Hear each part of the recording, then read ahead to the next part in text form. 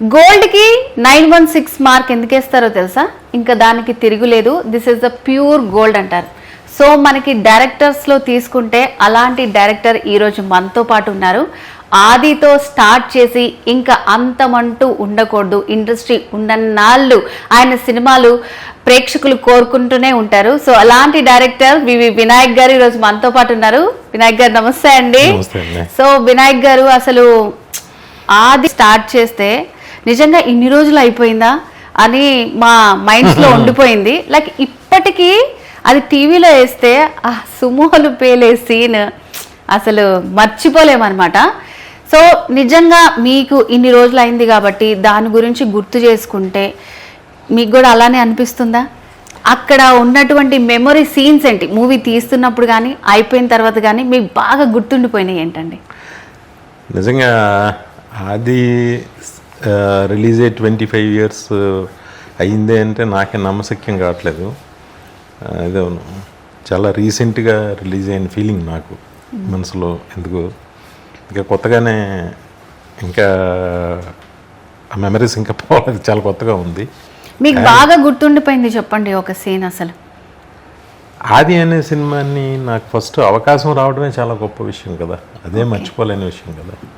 నేను సురేష్ గారికి అంటే వన్స్ ఎన్టీఆర్ దగ్గర కథ చెప్పి, అంటే ఈ ఫ్లోస్ చాలాసార్లు చెప్పాను. నా ప్రొడ్యూసర్ సురేష్ గారికి కథ చెప్పగానే ఆయన చాలా ఫిల్మ్ ప్యాషనెట్గా ఆయన వినే నాకు ఏం చెప్పావు అదైతే ఎక్కడ ఏం కాంప్రమైజ్ అవ్వకుంటారు. అంటే ఫస్ట్ నేను దేవుడికి ప్రార్థిస్తాను, థ్యాంక్స్ చెప్పాలి. ఎందుకంటే నాలాగా ఒక కొత్త డైరెక్టర్కి అంత ఫ్రీ హ్యాండ్గా అంత ఫ్రీ హ్యాండ్గా అంత కంఫర్టబుల్గా అసలు నాకు ఏమీ తెలియదు. ఆ రోజు నుంచి ఈ రోజు వరకు కూడా నా ప్రొడ్యూసర్స్ అందరూ నన్ను ఫస్ట్ సినిమాకే ఒక పెద్ద రాఘవేంద్ర గారినో లేకపోతే ఒక రవిరాజ పినిశెట్టి గారినో లేకపోతే అలాగా ట్రీట్ చేస్తారు కదా, అలా ట్రీట్ చేసేవారు నా ప్రొడ్యూసర్స్. అంత ఫ్రీడమ్ ఇచ్చేవాళ్ళు, ఫ్రీడమ్ అండ్ రెస్పెక్ట్ ఎవ్రీథింగ్. నా హీరో ఎన్టీఆర్ కానీ అందరూ చాలా గౌరవంగా చూసేవారు. ఆ గౌరవాన్ని కూడా నేను నిలబెట్టుకున్నా. ఇప్పటివరకు నేను ఎన్ని సినిమాలు డైరెక్ట్ చేసినా ఎప్పుడు కూడా నా ప్రొడ్యూసర్స్ నన్ను చాలా బాగా చూసుకుంటారు. Okay, thanks to all my producers. ఈ 25 ఏళ్ళ నా జర్నీలో నా నిర్మాతలకి, నా హీరోలకి, అందరికీ కూడా నా ధన్యవాదాలు. సో ఇంకా చాలా మటుకు అంటే కొంతమందికి రిలీజ్ అయ్యేదాకా మీరు ఒకటే జానర్ అని అనుకుంటున్నప్పుడు దాన్ని బ్రేక్ చేశారనమాట అదుర్స్ తోటి. ఇప్పటికీ మనకి సోషల్ మీడియా ఎంత ఇన్ఫ్లుయెన్స్ చేస్తుందంటే బ్రహ్మానందం గారు ఆ ఫొటోస్ కానీ, అందులో గెటప్ కానీ, అరే చారి అనే డైలాగ్ కానీ అసలు ఇప్పటికీ ఉంది. అది మొన్నే వచ్చిందేమో అన్నట్టు అనిపిస్తుంటుంది ఆ మూవీ కూడా. సో అసలు ఠాగూర్ లాంటి సినిమా తీసి మళ్ళీ అదుర్స్ లాంటి కామెడీ మూవీ తీసింది మీరేనా అని మాకు డౌట్ వస్తూ ఉంటుంది. సో అట్లా ఆ జానర్ నుంచి ఈ జానర్కి వెళ్ళేటప్పుడు మీకు ఎట్లా అనిపించింది? అసలు అది ఎలా ప్లాన్ చేసుకున్నారు? ఇది ప్లానింగ్ కన్నా కూడానండి, నేను రాఘవేంద్ర గారికి నేనంటే బాగా ఇష్టం. కె రాఘవేంద్ర గారికి నాకు కూడా ఆయన సినిమా ఇండస్ట్రీకి రావడానికి ఆయన సినిమాలు ప్రేరణ. దాంతో ఆయన ఒకరోజు అన్నారనమాట, వినయ్ ఒక జోనర్ సినిమాలకే కట్టుబడి ఉండొద్దు, ఉంటే మనకి మనమే బోర్ అవుతాం. లెటర్స్ నువ్వు కొత్త రైటర్స్ నుంచి వేరే రైటర్స్ నుంచి, అంటే ఇప్పుడు వచ్చేవాళ్ళందరూ కూడా ఏదో మా కథ తీస్తాం అన్నట్టుకుంటున్నారు. అందుకే సస్టైన్ కాలేకపోతున్నారు, కొత్తగా ఇది అవ్వట్లేదు. నేను 100 సినిమాలు చేశాను అని అంటే నాకు డైరెక్ట్ రైటర్స్ ఎప్పటికప్పుడు ఒక సినిమాకి ఒక రైటర్, పర్చూరి బ్రదర్స్ ఇప్పుడు సపోజ్ ఆయన చెప్పారన్నమాట. అప్పుడు పర్చూరి బ్రదర్స్తో ఒక కైండ్ ఆఫ్ పవర్ఫుల్ సినిమా వస్తే సత్యానంద్ గారితో ఒక మంచి లవ్ స్టోరీ తీసేవాడిని. ఇలాగ నేను ఎప్పటికప్పుడు నాకు కొత్తగా అనిపించే సడన్గా ఎండమూరి గారితో ఒక వేరే కైండ్ ఆఫ్ ఒక నవల్ తీసేవాడిని, ఒక చిన్న సినిమా తీసేవాడిని సంబంధం లేకుండా. ఇవన్నీ ఏంటంటే ప్లాన్డ్గా చేసుకున్నాను. అలా మీ జనరేషన్ కూడా మీరు ప్లాన్డ్గా చేసుకోవాలి. నెక్స్ట్ నాది అదే ఉందన్నమాట. ఈ జనరేషన్ వాళ్ళకి ఏమి ఇస్తారని మీరు అప్పుడే చెప్పేసేలాగా మనం దీని గురించి అన్నారు ఆయన. అప్పటి నుంచి నేను బయట కథలు వింటూ చేసే కొత్తగా చేసుకోవడానికి ఇదే. ఓకే. సో అంటే ఇప్పుడు ఠాగూర్ సినిమా అది కూడా అంతే, ప్రతి సినిమా ఇంకా ఆనిముత్యం అండి, దాన్ని మర్చిపోలేము. సో ఠాగూర్ సినిమా నేను అక్కడికి వెళ్ళిపోతున్నాను. నేను సినిమా చూసినప్పుడు ఆ థియేటర్ లో మాకు నిజంగా గూస్ బంప్స్ వచ్చాయి. అలాంటిది ఏదన్నా మేము కూడా ఆ టీం లాంటిది పెట్టేద్దామా అన్నట్టు అనుకున్నాం, కానీ అప్పట్లో అంత సరిపోలేదు మాకు ఏజ్ అవన్నీ. ఆయన ఏదన్నా స్టార్ట్ చేస్తే దాంట్లో జాయిన్ అయిపోదాం అనుకున్నాము. అట్లాగే బ్లడ్ బ్యాంక్ కానివ్వండి, చిరంజీవి గారు చేసింది, ఐ బ్యాంక్ కానివ్వండి, సో ఇవన్నీ కూడా చాలా మంచి పనులు. లైక్ అలాంటి పెద్ద పెద్ద వాళ్ళంతా మంచి మంచి పనులు చేస్తున్నప్పుడు వెనకాల నుంచి చాలా కామెంట్స్ వస్తూనే ఉంటాయి. సో ఇప్పుడు ఒక కాంట్రవర్సీ వచ్చింది, దాని గురించి మాట్లాడే ముందు లైక్ అంటే చిరంజీవి గారితో మీకు ఫస్ట్ చేస్తున్నప్పుడు అసలు వర్క్ ఎక్స్పీరియన్స్ ఎలా ఉంది, అప్పటికి ఇప్పటికి ఏమన్నా మారారా? నేను చిన్నప్పటి నుంచి చిరంజీవి గారి అభిమాని. అంటే చిరంజీవి గారి అభిమాని కానీ ఆయన ప్రత్యక్షంగా చూడటం అవ్వలా. నేను మేబీ 7th క్లాస్ చదువుతున్నప్పుడు అనుకుంటా విజేత సినిమా ఫంక్షన్ విజయవాడలో మంచి గ్రాండ్గా పెద్ద ఫంక్షన్. ఆ ఫంక్షన్కి చుట్టుపక్కల ఊర్లంతా కూడా ఆయన చూడాలని వెళ్తుంటే నేను నా ఫ్రెండ్స్ నేను కూడా వెళ్ళాం. కానీ మా వల్ల కాల ఆ జనంలో తట్టుకోలేకపోయాం అనమాట. తట్టుకోలేక ఎక్కడ చూస్తాం ఆయన్ని, అవ్వలేదు. ఇంకా అంటే ఊపిరాడకుండా అయిపోయినంత అలా అయిపోయింది ఆ క్రౌడ్. దాంతో ఇంక చూడలేకపోయాను నేను అప్పుడు. ఆ తర్వాత నేను సినిమా ఇండస్ట్రీకి వచ్చినప్పుడు కూడా చూడటం జరగల. ఎందుకంటే ఆయన షూటింగ్స్కి ఎవరు ఎలా చేయరు, ఎందుకో కుదరలేదు అలా నాకు. ఆ తర్వాత సడన్గా ఒకరోజు రాజా రవీంద్ర, నేను దిల్ సినిమా షూటింగ్ జరుగుతుంటే అక్కడికి వచ్చి ఇలా చిరంజీవి గారు రమ్మన్నారని. నాకు ఫస్ట్ ఒకలాంటి ఏంటి అన్న అంటే ఆ రోజు అలా అని కాదు, ఎస్ అంటే గిల్లుకోవడం అని కాదు, కానీ మహా ఆనందపడ్డా. ఎందుకంటే మన ఆశలు మన కోరికలు ఇప్పుడు ఏముంటుంది, కొత్తగా డైరెక్టర్గా అయిన వాళ్ళకి అంతకుముందు డైరెక్టర్లను చూసి నాకు అలాంటి కోరికలు ఆశలు ఉంటాయి కదా. నేను పెద్ద కంపెనీల్లో సినిమాలు చేయాలి, పెద్ద హీరోలతో సినిమాలు చేయాలి, చిరంజీవి గారి సినిమా డైరెక్ట్ చేయాలి, నాకు నా ఇంటర్వ్యూస్ కూడా పేపర్లో రావాలి, నాకు గుర్తింపు రావాలి అనే ఒక ఆశలన్నీ ఉంటాయి కదా. ఆ ఆశలన్నీ ఒక్క సినిమాతో తీరినట్టు అలా ఆదితో నాకు ఆ గుర్తింపు వచ్చింది. తర్వాత చిరంజీవి గారు పిలిచారని చిరంజీవి గారు కూడా నిజమవుతుందా అనే ఒక ఫీలింగ్ వచ్చింది. తర్వాత వెళ్ళి కూర్చుంటే ఇంత క్లోజ్లో జస్ట్ టేబుల్కి అటువైపు ఆయన కూర్చున్నారు, ఇటువైపు నేను కూర్చున్నాను. నేను అలాగే చూస్తున్నాను ఆయన్ని, కన్నార్పకుండా చూస్తున్నా. నాకు తెలియకుండా ఒక ఆనందం వచ్చేసి కళ్ళంతా ఒకలా అయిపోతున్నాయి నాకు. ఆయనకి నాలుగు 100 మంది ఉంటారు, కానీ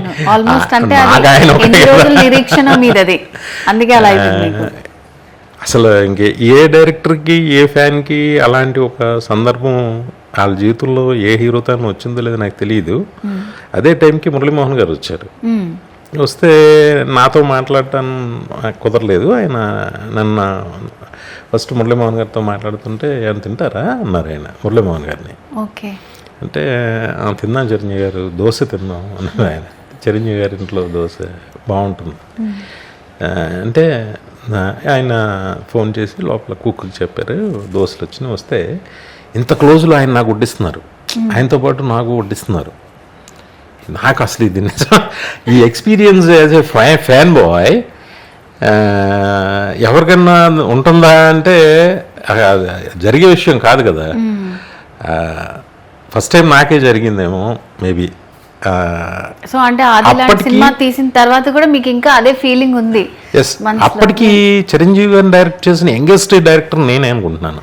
ఓకే, ఆయన కెరీర్లో చూస్తే. అంటే అప్పటి ఆయన వన్స్ మెగాస్టార్ అయిపోయిన తర్వాత ఒక యంగెస్ట్ డైరెక్టర్ నేనే, అంటే ఒక ఫ్యాన్ బాయ్ నేనే. ఫ్యాన్ గా వెళ్ళి డైరెక్ట్ చేయటం అనేది మామూలు కాదు. అందుకే దాని ఇంపాక్ట్ బయటకు వచ్చిన తర్వాత అలా ఉందన్నమాట. ఇంకా డబల్ ఫ్యాన్స్, మర్చిపోలేని ఫ్యాన్స్ ని క్రియేట్ చేసింది అది. సో ఇప్పుడు రీసెంట్ గా ఒకటి మనకి గద్దర్ అవార్డ్స్ ప్రకటించారు. సో చాలా సంతోషం, చాలా మంది కొత్తగా వచ్చిన యాక్టర్స్ చాలా మంది తీసుకొని హ్యాపీగా ఫీల్ అయ్యారు. సో ఇలాంటి మంచి సభలో, అవార్డ్స్ ఇస్తున్న సభలో చిరంజీవి గారు చాలా క్యాజువల్గా చెప్పారనమాట, ఇలాంటి అవార్డ్స్ మన తెలంగాణలోనే కాదు ఆంధ్రప్రదేశ్లో కూడా పెట్టి కళాకారులందరినీ ప్రోత్సహిస్తే చాలా బాగుంటుంది అనేది చెప్పారు.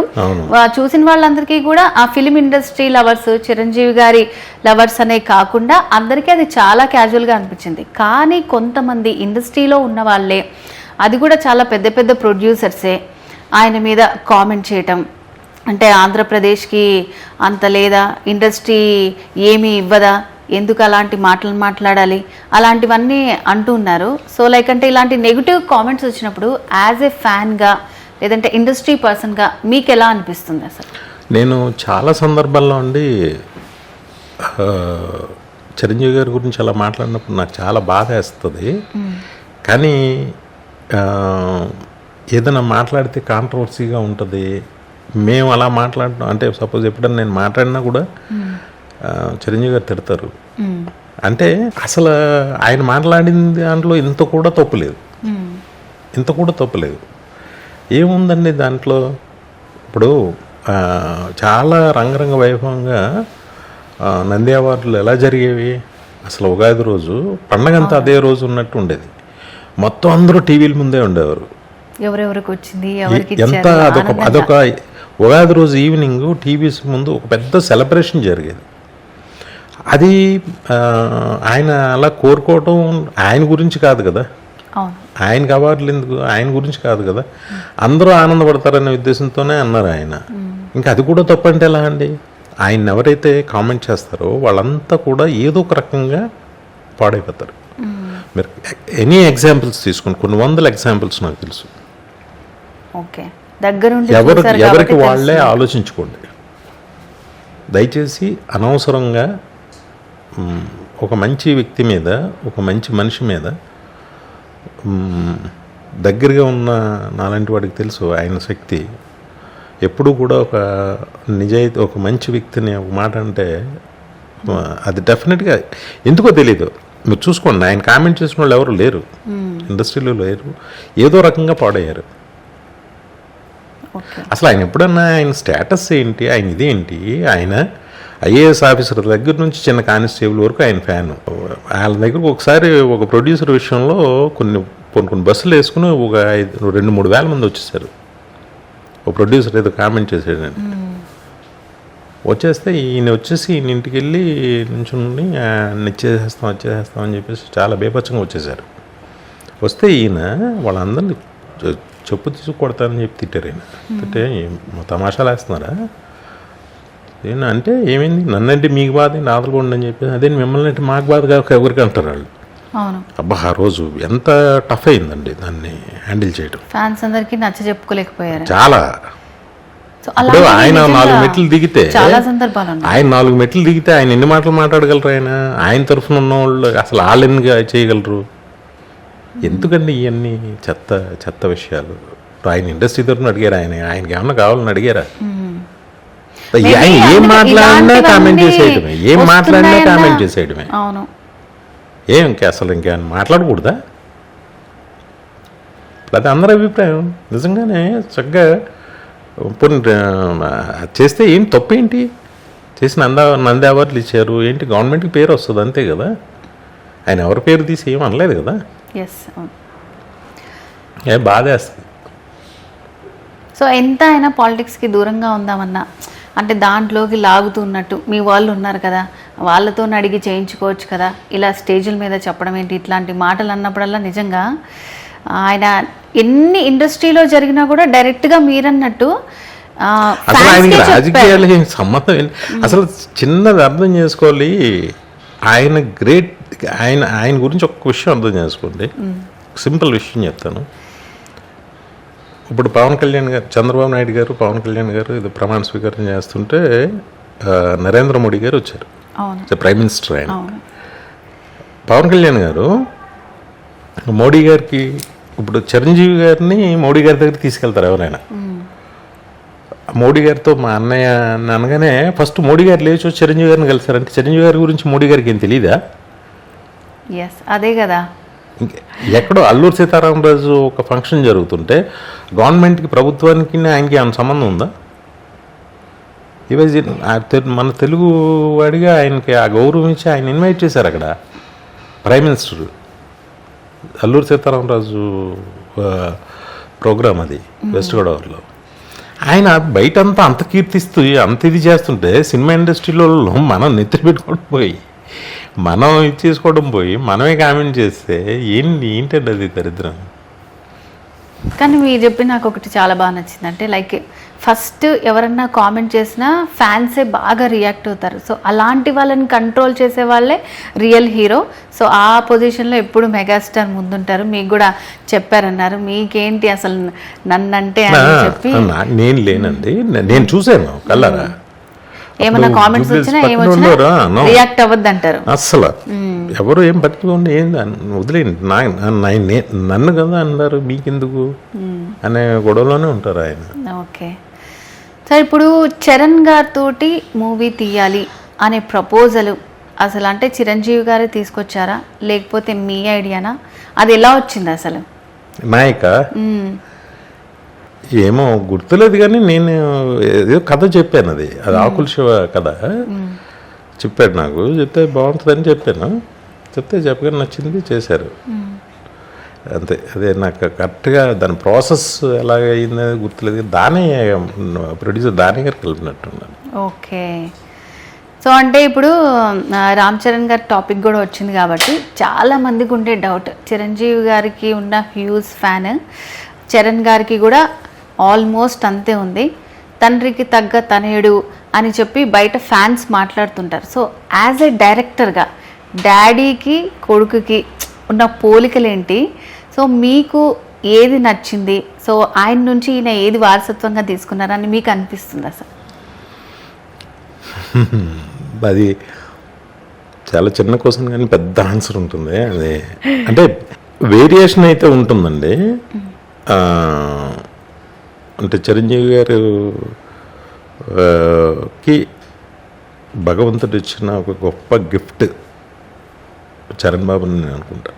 Wow, super. అంటే ఆయన కష్టానికి సక్సెస్, పేరు, ప్రఖ్యాతులు అట్లన్నిటితో పాటు కొడుకుగా చరణ్ బాబుని ఇచ్చాడు భగవంతుడు ఆయనకి. He's a fantastic son to a father. అంటే వెరీ క్లాస్, చాలా మంచి హృదయం, చాలా చలించిపోయే హృదయం, చాలా క్లాస్, చాలా మంచివాడు, చాలా క్లాస్ తను. అంటే ఈ అది ఒకటే అని చెప్పలేము, తనలో అంత మంచివాడు అనమాట. సో అంటే చిరంజీవి గారిలో రామ్ చరణ్ గారిలో ఉన్న ఏదన్నా ఒక కామన్ పాయింట్ చెప్పండి. కామన్ పాయింట్ అని అంటే అది ఎలా చెప్పాలి, కామన్గా నేను అబ్జర్వ్ చేసింది అయితే ఇద్దరు డిసిప్లిన్ ఒకటి. అంటే ప్రొడ్యూసర్స్ని చిరంజీవి గారు అంత గౌరవిస్తారు, చాలా గౌరవిస్తారు చిరంజీవి గారు. భోజనం టైంకి పిలిచి పెట్టడం కానీ, అలాగే ప్రొడ్యూసర్స్ని, డైరెక్టర్స్ని, అలాగే యూనిట్ని, అందరినీ కూడా చాలా బాగా చూసుకుంటారు. ఇప్పుడు ఒక ఠాగూర్ సినిమా షూటింగ్ అయిపోగానే మొత్తం యూనిట్ అందరికీ వాచెస్ ఇచ్చిన చిరంజీవి గారు ఫస్ట్ అప్పుడే కట్టారు ఇల్లు. ఇప్పుడున్న 7 స్టార్ హోటల్, ఆయన ఇల్లు 7 స్టార్ హోటల్లా ఉంటుంది. చాలా బాగా మెయింటైన్ అవుతుంది అనమాట, మెయింటైన్ చేస్తారు ఆయన అన్నీ. ఆ రోజు మొత్తం యూనిట్ అందరిని పిలిచి వాచెస్ ఇచ్చి అందరినీ ఏదో సమ్ మనీ అది ఇచ్చి మంచి పార్టీ హోస్ట్ చేసి చాలా బాగా చూసుకుంటారు చిరంజీవి గారు. చరణ్ బాబు కూడా అంతే. అంటే సినిమా అయిపోయింది నాకు ఎందుకులే అని కాకుండా అయిపోయిన తర్వాత కూడా అటాచ్మెంట్ ఉంటుంది. ప్రతి వాళ్ళతోనూ ఒక పరిచయం ఉంటుంది. అందరికీ ఆ షూటింగ్లో పనిచేసి నిజాయితీగా పనిచేసిన వాళ్ళందరికీ ఒక మంచి మెమరీ ఏదోటి ఇస్తారు. తండ్రి కొడుకులు ఇద్దరు ఒక మంచి మెమరీ ఇస్తారు. సార్ మరి ఈరోజు రామ్ చరణ్ గారి బర్త్డే. సో బర్త్డే అంటే ఇంకా ఫ్యాన్స్ హంగామా మామూలుగా ఉండదు. అసలు రక్తదానాలు కానివ్వండి, నేత్రదానం కానివ్వండి, అసలు 1 month నుంచి ప్లాన్స్ చేసుకుంటూ ఉంటారు. నిజంగా ఫాదర్కి కానీ సన్కి కానీ ఇంత మంచి హృదయం ఉన్న ఫ్యాన్స్ దొరకడం అనేది అదృష్టం. సో మరి రామ్ చరణ్ గారికి బర్త్డే రోజు మీరేమన్నా చెప్పాలనుకుంటున్నారా? ఫస్ట్ హ్యాపీ బర్త్డే నాన్న. ఎప్పటికీ నువ్వు ఇలా సూపర్ స్టార్గా చాలా మంచి స్థాయిలో నాన్నగారి పేరుని నిలబెడుతూ, అది ఎంత కష్టమో నాకు తెలుసు, అంత ఒక బలమైన అక్షరాలు 4 అయినా చిరంజీవి అనేవి అవి మోయటం చాలా కష్టం. అవి నీ భుజాల మీద మోస్తున్నావు. డెఫినెట్గా నువ్వు ఎంత మంచి సన్ను నాన్నగారికి, అలాగే నీకు కూడా దేవుడు మంచి సన్ను ఇచ్చాడు. నీలాగే నువ్వు నాన్నగారికి ఎంత పేరు తెచ్చావు, అలాగే మీ అబ్బాయి కూడా నీకు అంత పేరు తేవాలని మనస్ఫూర్తిగా కోరుకుంటున్నాను నాన్న. All the best. Happy happy happy birthday నాన్న. Love you always. So thank you sir. So 99 TV తరపు నుంచి రామ్ చరణ్ గారికి పుట్టినరోజు శుభాకాంక్షలు. Thank you very much. నన్ను నా సినిమాలను ఆదరించి నాకు ఒక మంచి జీవితాన్ని ఇచ్చిన ప్రేక్షకులందరికీ, తెలుగు వారందరికీ నా హృదయపూర్వక ధన్యవాదాలు. 99 టీవీ యాజమాన్యం, తోట చంద్రశేఖరరావు గారు, ఆయన సోదరులు సత్యనారాయణ గారు, మరో సోదరు శంకర్ గారికి, టోటల్ స్టాఫ్ అందరికీ కూడా నా ధన్యవాదాలు. Thank you very much. Sir final క్వశ్చన్తో కంక్లూడ్ చేసేద్దాము. సో అంటే మిమ్మల్ని మళ్ళీ చూడాలనుకుంటున్నారు ఆడియన్స్. నెక్స్ట్ వచ్చే మూవీ ఎలా ఉండబోతుంది, ఎలాంటి ఎలిమెంట్స్తో తీయబోతున్నారు, ఎవరితో తీయబోతున్నారు? నాకు తెలిసాక చెప్తాను, నాకు తెలియదు. ఇలాంటి షాక్లు ఇస్తే ఎలా సార్ మీరు? షాక్లే ఉంది, నిజమే చెప్తున్నా, నాకు తెలియదు. Sir thank you so much sir. Thank you. మీ విలువైన సమయాన్ని మా కోసం స్పెండ్ చేసి చాలా మంచి ఇన్ఫర్మేషన్ ఇచ్చారు. Thank you. సో నెక్స్ట్ వాళ్ళు కూడా ఎట్లా ఉండాలి ధైర్యంగా, సో ఎలాంటి ఓటీటీలు ఎలాంటి ప్లాట్ఫామ్స్ వచ్చినా అసలు నెక్స్ట్ జనరేషన్కి ఎవరు ఏం చెప్పక్కర్లేదు. ఎందుకంటే మాకన్నా నెక్స్ట్ వాళ్ళు తెలివైన వాళ్ళు, వాళ్ళకన్నా ఆ నెక్స్ట్ వచ్చేవాళ్ళు తెలివైన వాళ్ళు. అంతే. జెన్జీ, ఆల్ఫా, బీటా ఇలా వెళ్ళిపోతుంది జనరేషన్. అంతే. ఎవరికి అడ్వైజులు ఇచ్చే అవసరం లేదే అని చెప్తున్నారు వినాయక్ గారు. అడ్వైజ్ ఇవ్వడమే తప్పు, అడ్వైజ్ అంటే ఇంకా తప్పు. ఓకే సార్, మేమైతే మీరు లేదు అని చెప్పకపోయినా సరే మేమైతే ఒక మంచి మూవీ కోసం మంచి స్టార్తో మీరు వస్తారు ఫ్యూచర్లోనే ఎదురు చూస్తున్నాము. So anyways thank you so much sir. Thank you very much. Thank you. So ఇది వాళ్ళ స్పెషల్ ఇంటర్వ్యూ. మరో స్టార్తో మళ్ళీ కలుద్దాం. Keep watching 99 TV.